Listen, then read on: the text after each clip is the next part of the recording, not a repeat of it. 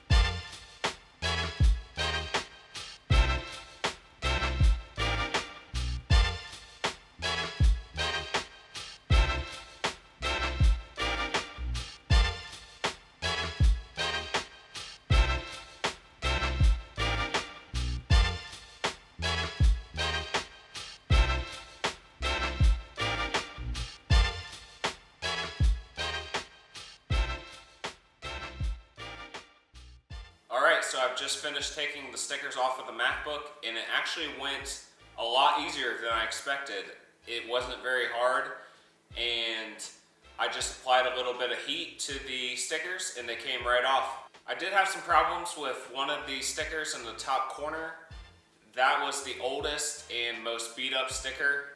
I eventually used a plastic fork to help scrape it off a little bit. There is still quite a bit of residue that remains in that top corner, so hopefully it'll come off with the WD-40.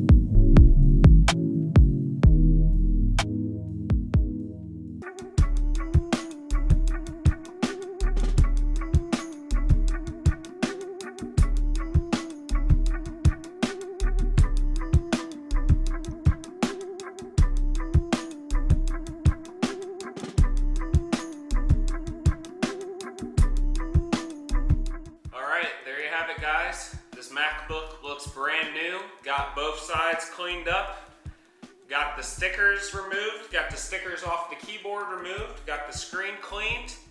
It's looking good. If you enjoyed this video, let me know in the comments and give me a like. You can subscribe to my YouTube channel and check out my website, tracewalkerfilms.com.